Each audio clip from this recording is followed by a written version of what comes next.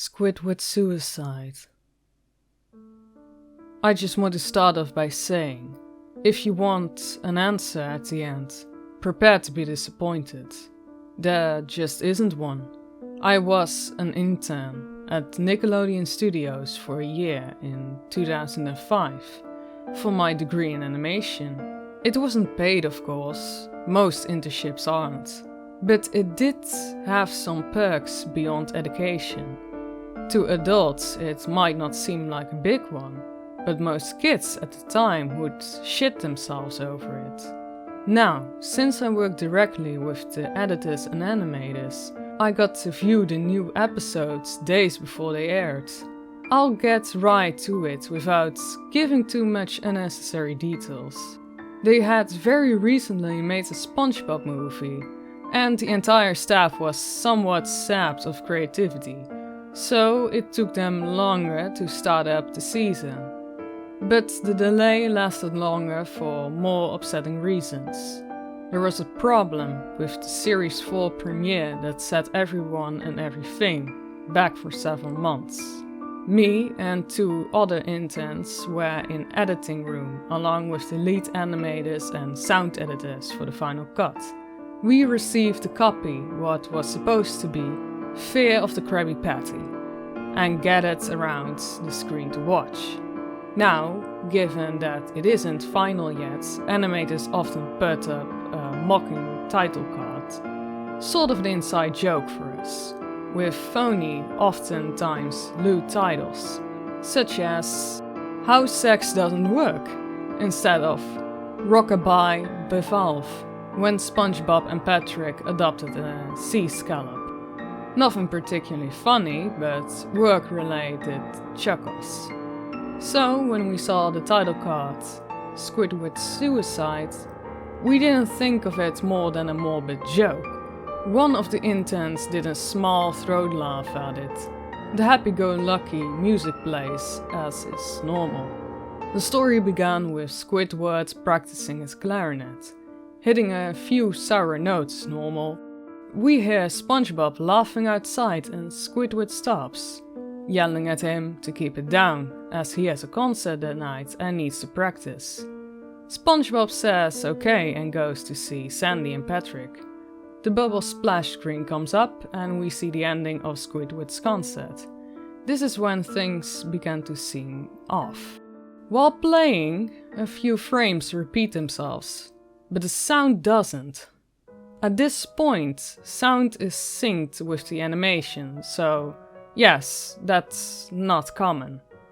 But when he stops playing, the sound finishes as if the skip never happened.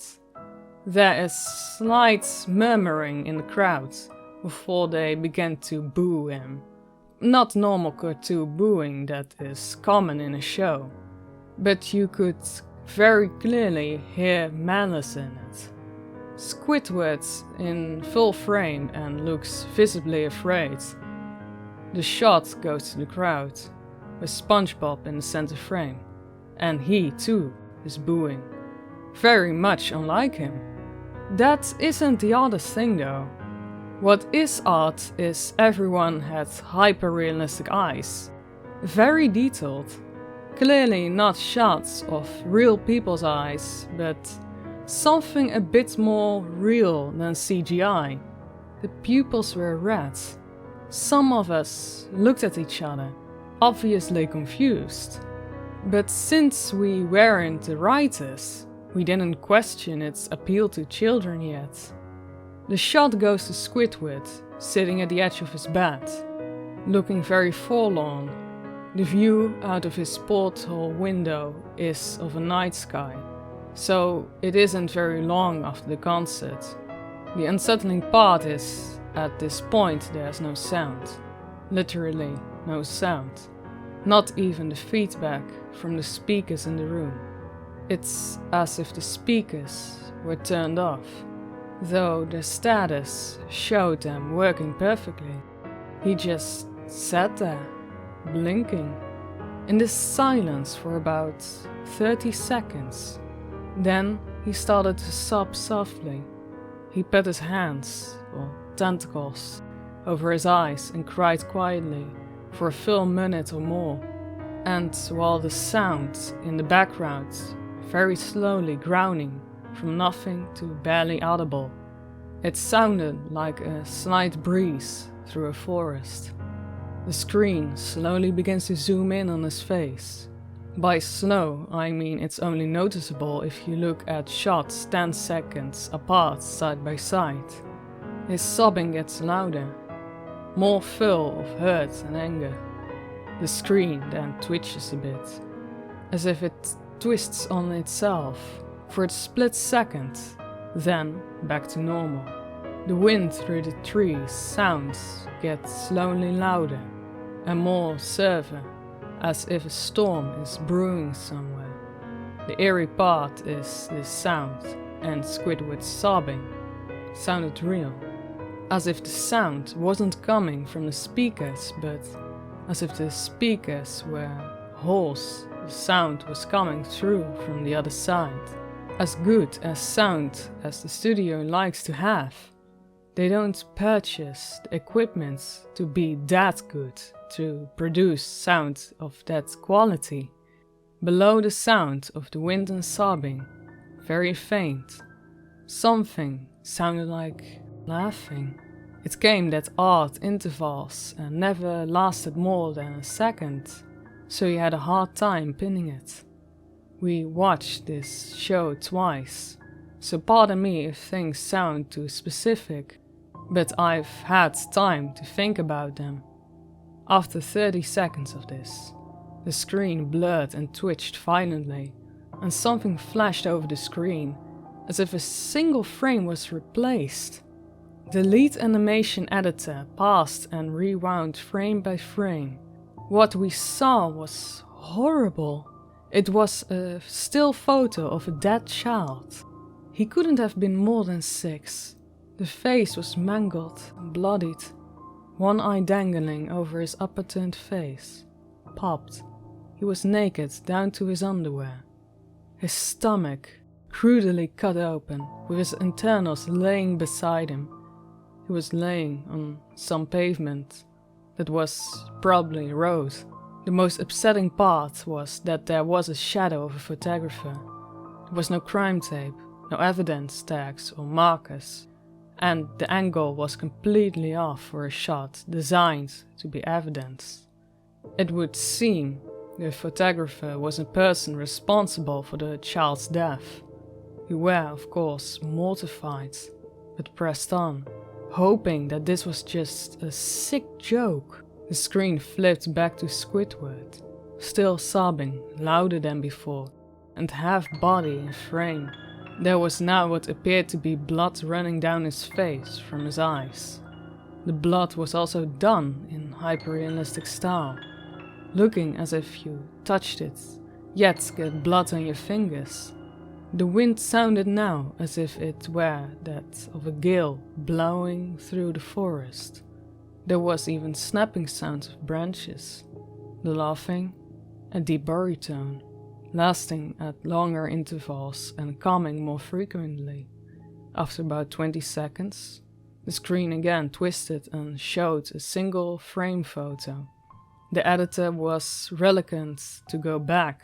We all were, but he knew he had to. This time the photo was of that what appeared to be a little girl, no older than the first child. She was laying on her stomach, her barrettes in a pool of blood next to her. Her left eye was too popped out and popped, naked except for underpants. Her internals were piled on top of her, above another cruel cut along her back. Again, the body was on the streets, and the photographer's shadow was visible, very similar in size and shape to the first. I had to choke back vomit, and one intern, the only female in the room, ran out. The show resumed. About 5 seconds after the second photo played, Squidward went silent, as did all sound, like it was when the scene started. He put his tentacles down, and his eyes were now done in hyperrealism, like the others were in the beginning of this episode. They were bleeding, bloodshot and pulsating. He just stared at the screen, as if watching the viewer. After about 10 seconds, he started sobbing, this time not covering his eyes. The sound was piercing and loud, and most fear-inducing of all his sobbing was mixed with screams. Tears and blood were dripping down his face at heavy rate. The wind sound came back, and so did the deep voice laughing, and this time the still photo lasted for a good 5 frames. The animator was able to stop it on the 4th and backed up. This time the photo was that of a boy, but the same age. But this time the scene was different. The internals were just being pulled out of his stomach, wounded by a large hand. The right eye popped and dangling, blood tickling down it. The animator proceeded. It was hard to believe. But the next one was different, but we couldn't tell what. He went on to the next, same thing. He went back to the first and played them quicker, and I lost it. I vomited on the floor, the animating and sound editors gasping on the screen. The 5 frames were not as if they were 5 different photos. They were played out as if they were frames from a video. We saw the hand slowly lift out the guts. We saw the kid's eyes focus on it. We even saw 2 frames of a kid beginning to blink. The lead sound editor told us to stop. He even had to call in the creator to see this. Mr. Hildenberg arrived within 15 minutes. He was confused as to why he was called down here, so the editor just continued the episode. Once the few frames were shown, all screaming, all sounds again stopped. Squidward was just staring at the viewer, full frame of his face, for about 3 seconds. The shot quickly panned out and a deep voice said, "Do it." And we see in Squidward's hand a shotgun. He immediately puts the gun in his mouth and pulls the trigger. Realistic blood and brain matter splatters on the wall behind him, on his bed. He flies back with force. The last 5 seconds of the episode shown his body on the bed. On his side, one eye dangling of what's left of his hat above the floor, staring blankly at it. Then the episode ends. Mr. Hillenberg is obviously angry at this. He demanded to know what the hell was going on. Most people left the room at this point, so it was just a handful of us to watch it again. Viewing the episode twice only served to imprint the eternity of it in my mind, and caused me horrible nightmares. I'm sorry I stayed. The only theory we could think of was the file was edited by someone in the chain from the drawing studio here. The CTO was called in to analyze when it happened. The analysis of the file did show it was edited over by new material. However, the timestamp of it was a mere 24 seconds before we began viewing it. All equipment involving the examining of foreign software and hardware, as well as glitches, as if the timestamp may have glitched and showed the wrong time. But everything checked out fine. We don't know what happened, and to this day, nobody does. There was an investigation due to the nature of the photos, but nothing came of it.